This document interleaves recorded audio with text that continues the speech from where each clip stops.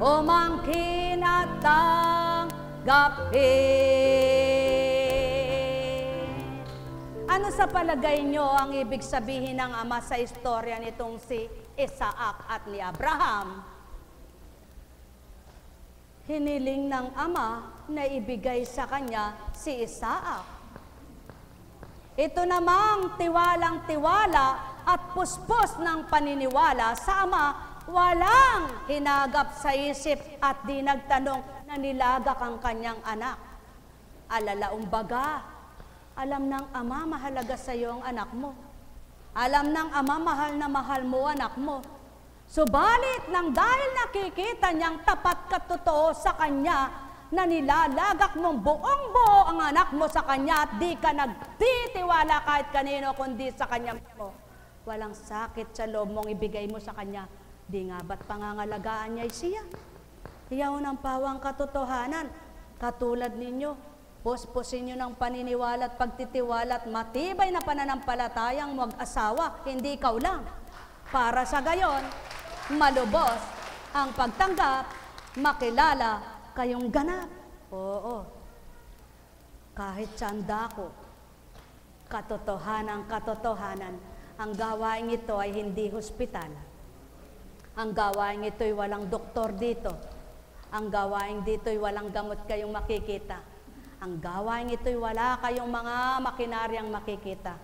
Subalit ang gawain ito, lahat kayo'y nakikita ng magbalangkas at nagbalangkas ng gawain ito. Kaya't ipasuri nyo sa kanya kung ano kayo at sino kayo. Sa puso nyo'y maging tapat, sa isip nyo'y magpakatotoo, nang maibigay niyang sa inyo ay dapat at marapat. Pagpalain kayong ganap. Buhay bang Ama? Buhay bang Ama? Buhay bang Ama? Tapat bang Ama? Totoo bang Ama? Kaya ang idinudulog at dumudulog dapat isa lang ang damdamin. Dapat isa lang ang damdamin.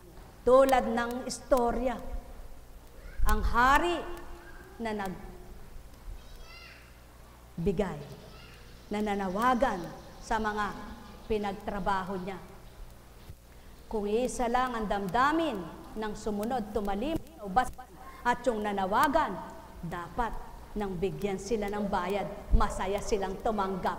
Hindi sila nagreklamo, dili kaya ay nagtanong. At nang nakita nawa ng Ama yaon, siya mismong magsabi, yamang mga anak, wala mo, hali kayo, dadagdagan.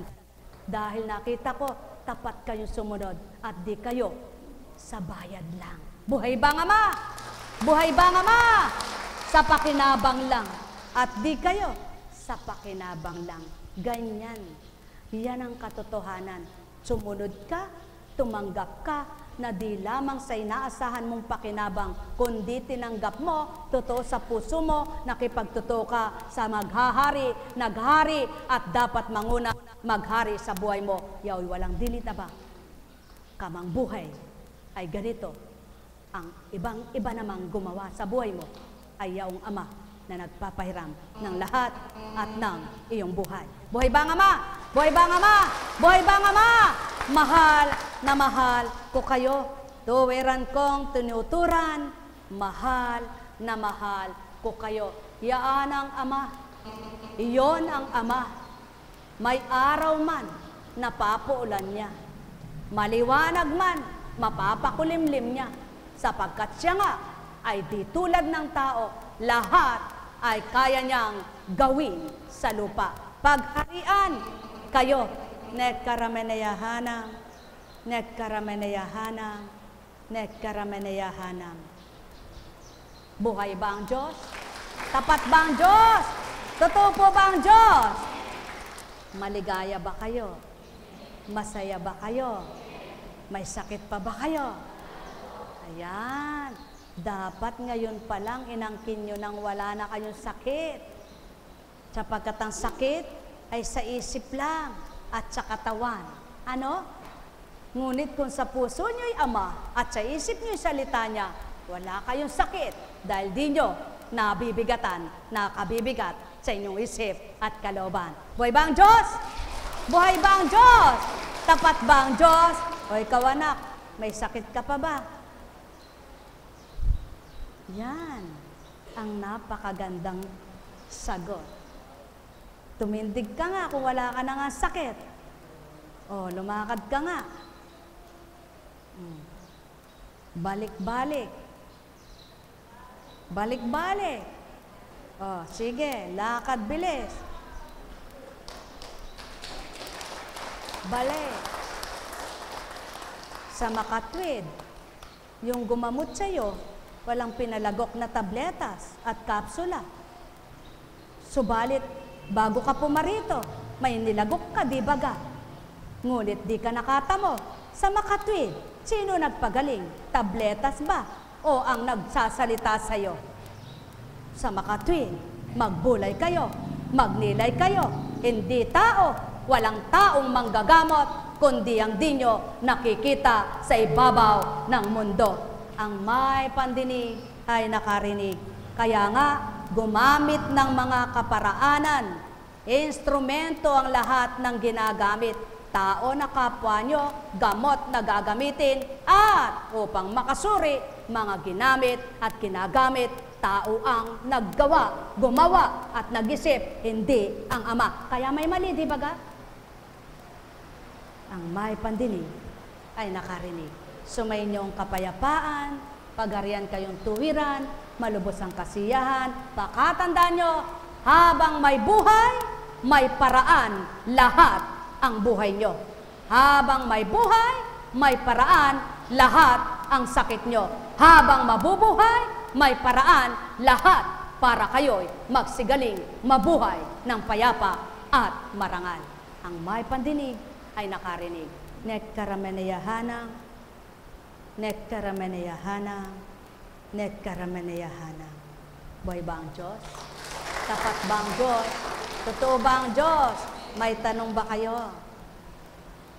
May tanong ba kayo? Kumusta ka na?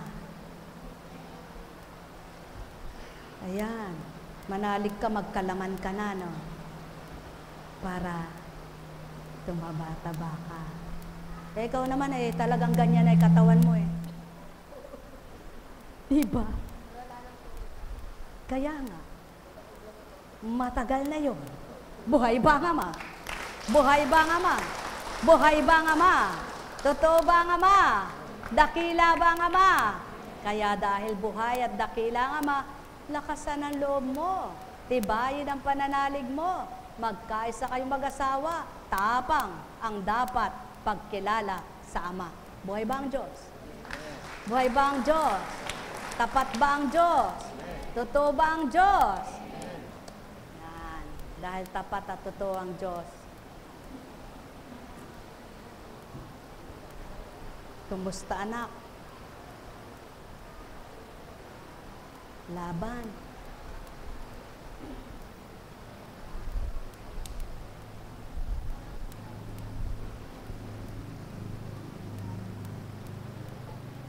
Ilang taong ka na?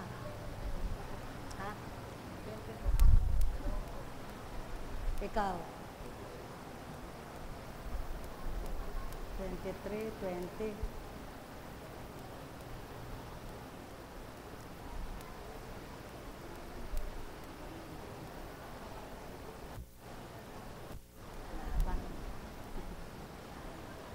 Kaya mo yan. Kaya mo yan. Hindi naman ibibigay yan. Hindi.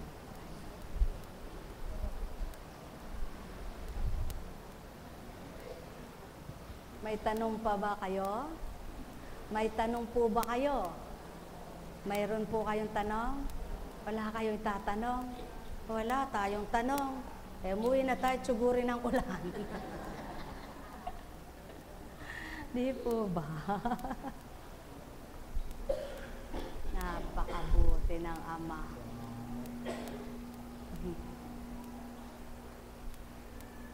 Ay, salamat. Laging nakasubaybay sa'yo. Mahal na mahal ka, no? O, diba? Diba? Talagang ganyan ang buhay. Ano ba nga ang hindi kayang baguhin ng Ama?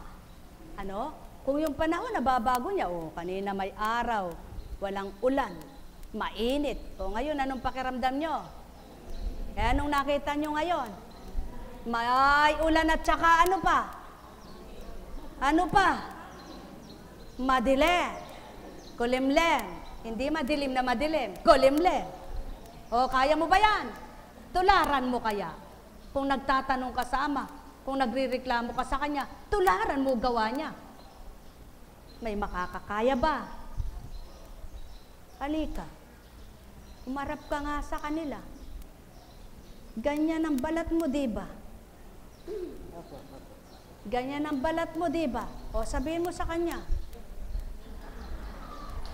Buhay ba ang ama? Buhay ba ang ama? Buhay ba ang ama? Ganang kuntsing, di na maaalala yan. Taon na ang binilang. Ganang di nyo nakikita kung paano nakakagawa sa inyo. Alam lahat kung sino mga tinuturan ko at sinugo sa dakong ito. Kaya lamang marami nang wala sa kanila rito. Dahil nakinabang na. Yun ang gusto ng tao, pakinabang di baga. At kapag di nakikinabang, walang silbi ang gawain ito. Hindi ito pahahalagahan sapagkat patotoo, pakinabang lang ang gusto ng marami. Ngunit ang aral at salita ay di gusto. Ang may pandinig ay nakarinig. Mahal na mahal ko kayo. Ang layon at nasa ng Ama, gustuhin mo ang aral at salita niya at huwag mong lilimutin magpakailanman. Habang ikay nabubuhay, bulay-bulayin at tantuin mo nang di masakitan, magdilim ang isip mo. Ang may pandinig ay nakarinig. Nekkarameneyahanam, nekkarameneyahanam, nekkarameneyahanam. Buhay ba ang Diyos? Buhay ba ang Diyos? Totoo ba ang Diyos? Ganap ba ang Diyos? Dakila ba ang Diyos?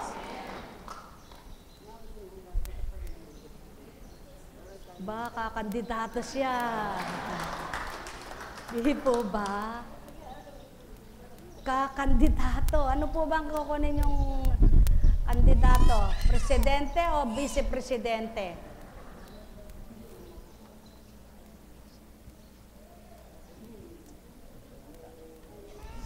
Ipanalangin niyo ang mundo. Panalangin niyo ang lahat ng bayan at bansa. Ang tao nagtatalaga, katulad niyon. Hinahanapan nila na itatalaga ang mga hari. Ang hari nga naman, hari ng hari ang sarili niya. Dapat maging hari ay ama, hindi sarili mong hari ka. Buhay ba ang ama? Kaya, ng panahon nila Sikem, ng panahon nila Abimelech, ng panahon lahat ng hari, sino naghari? Lahat ng hari na naghari ay ang amang tunay na hari. Ginabayan ang kanyang espiritu. Ngunit lahat ng naghari at hinari ang sarili at tao ang naghari at nagtalaga sa pagkahari, hindi sila gumawa ng totoo. Kaya ipanalangin ninyo, huwag isip at damdamin niyong pumili sa kapwa niyo. Hihingin niyo sa Ama, hilingin niyo sa Ama, siyang pumili, huwag kayo. Buhay ba ang Ama? Buhay ba ang Ama? Buhay ba ang Ama? Kaya lang ang tao, sadyang dyan mo masusubukan kapag nakikinabang. Tunay na hindi palalamang ang mabuting Ama, kanino man ay gagawa at gagawa, makagagawa ng mabuti pawa. Hanapin niyo ang Ama, kilalanin niyo siya, magnilay at magbulay kayo, hilingin niyo sa Kanya, tamang dapat at gawin, at kapwa niyo'y tamang iluklok at ihain. Ang may pandinig ay nakarinig. Mahal na mahal ko kayo, tuwiran kong tinuturan, mahal na mahal ko kayo. Nekkarameneyahanam, nekkarameneyahanam, nekkarameneyahanam. Hindi ako nagagalit, subalit bakit nyo hinahamak ang tinig? At bakit kayo nagrereklamo sa tinig? Kayo bagang nagbibigay tinig? At kayo bagang nagluluwal ng tinig? Ano ang magagawa nyo kung ganito ang tinig? Bakit di nyo tularan ng tinig? At ang tinig yaon, kayong magbigay kung anong gusto nyong tinig. Ang may pandinig ay nakarinig. Mahal na mahal ko kayo. Ang tinig ng Ama ay di nakikita na galit doon sa pasigaw at hindi sumisigaw. Kundi ang tinig ng Ama ay nagsusumigaw sa lahat upang ang puso nyo'y maantig na ganap. Mahal na mahal ko kayo. Tuwiran kong tinuturan, mahal na mahal ko kayo. Nek karameneyahanam, nek karameneyahanam, nek karameneyahanam. Buhay ba ang Ama? Buhay ba ang Ama? Tapat ba ang Diyos? Totoo ba ang Diyos? Dakila ba ang Diyos? Tapat nga ba ang Diyos? Totoo ba ang Diyos? Ulit-ulit na lang yan. Tapat ba ang Diyos? Totoo ba ang Diyos? Dakila ba ang Diyos? Puro amen, amen, amen. Gaano kabuti ka sa Ama at gaano kabuti siya sa puso mo na mo pagharian kayo. Buhay ba ang Ama? Buhay ba ang Ama? Totoo ba ang Diyos? Dakila ba ang Diyos? Sabihin nyo nga, O aking Ama, butihin kang Ama, dakila kang ganap, tapat ka sa lahat. Ako'y iyong gawin, sa iyong pananaway marapat. Ako'y makatupad, sa iyong nasa at tadikain. Nadiga ng aking sarili, ang sa akin susundin. Amen? Amen. Salamat sa Ama. Nangako kayo sa Ama, hindi ako. Buhay ba ang Diyos? Buhay ba ang Ama? Buhay ba ang Ama? Totoo ba ang Ama? Diyos nga ba siya? Hinyo nga siya sa puso nyo. Hingang malalim. Naramdaman nyo ba siya? Saan ba galing ang hininga nyo? Tumawa nga kayo. Saan galing ang boses nyo? Saan galing ang paggalaw ng labi nyo? At saan nagmula ang salitang ito? Di nyo masagot. Ang may pandinig ay nakarinig. Buhay ba ang Ama? Buhay ba ang Ama? Tapat ba ang Ama? Totoo ba ang Ama? Sabihin nyo nga sa Kanya, O dakilang Ama, di ka nakikita. Ngunit ako'y yung nakikita. Ipakita mo sa akin yung iyong kabutihan. Huwag ang aking hinahanap ay kung ano-ano. Kaya ako'y natutugutan kapag ako'y may iniisip. At ang wala sa akin, pilit kong gustong makit. O aking Ama, mauna kita at madama kita nang di ako maghanap, na di ako marapat, na sa'yo'y maging talusirang anak. Kundi ang lahat ay batid na batid mo. Ikaw ang magbigay. Di ko man hilingin, sapagkat ikaw, ang Diyos kong sa akin ay nagpahiram ng buhay. Amen! Amen! Nagsabi kayo ha, hindi ako. Kaya mga mahal, sumainyo ang kapayapaan. Buhay ba ang Diyos? Buhay ba ang Diyos? Buhay ba ang Diyos? Huminga nga kayo. Hinga. Napagalaw ba ninyo ang balikat ninyo't dibdib? Kung kayo lang mismo, sa makatwid, paano nakagagalaw kayo? Kung patay ka na, hindi na yan makakahinga ang isip mo, iwala na rin. Pati dibdib mo, hindi nagagalaw. Kaya gusto mo bang mamatay muna?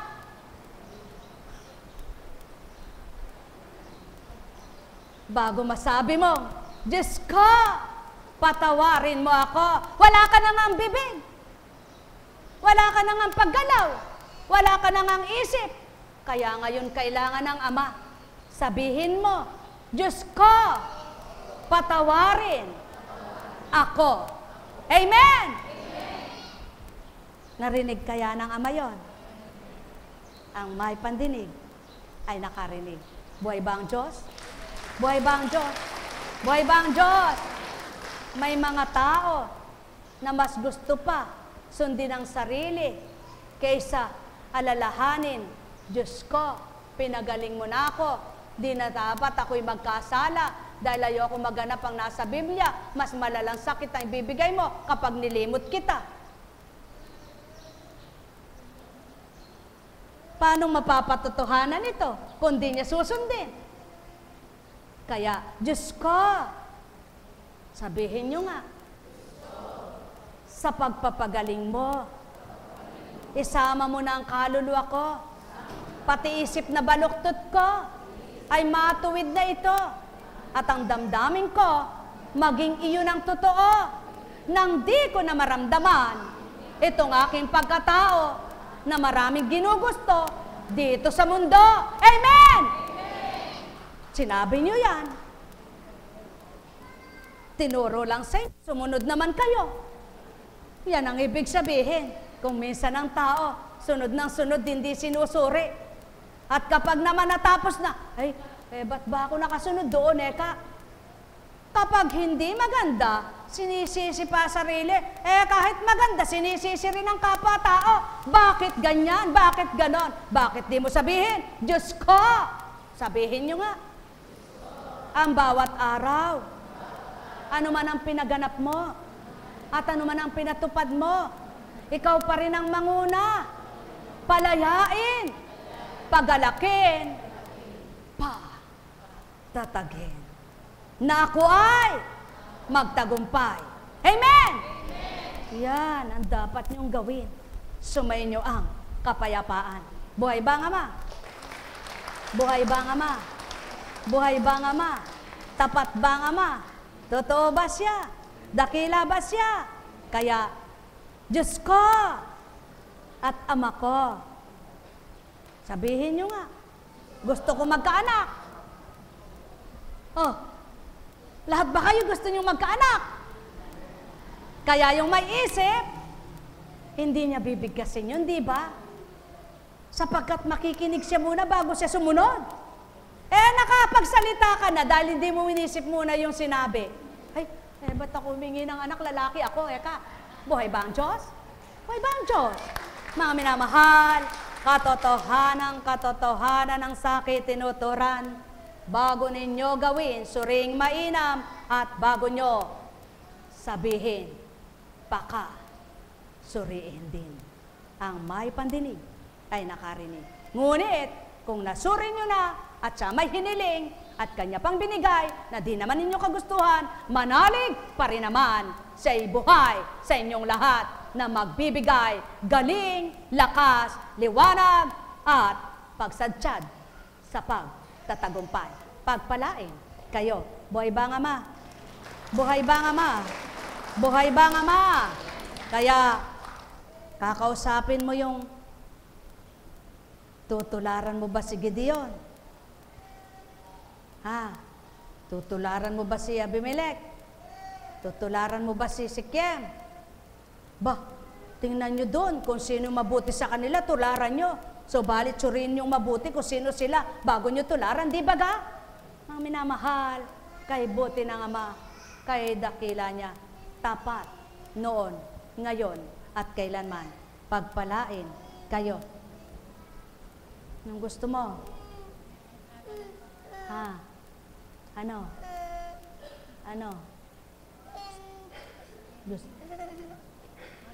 Gusto mong lumabas?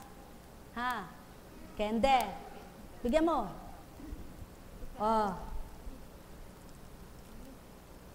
Ako na, para bumait ka. Huwag mong kakainin niya. Eto pa. Huwag mong kakainin lahat ito ngayon, ano? Araw-araw isa lang, Titig, araw-araw isa lang,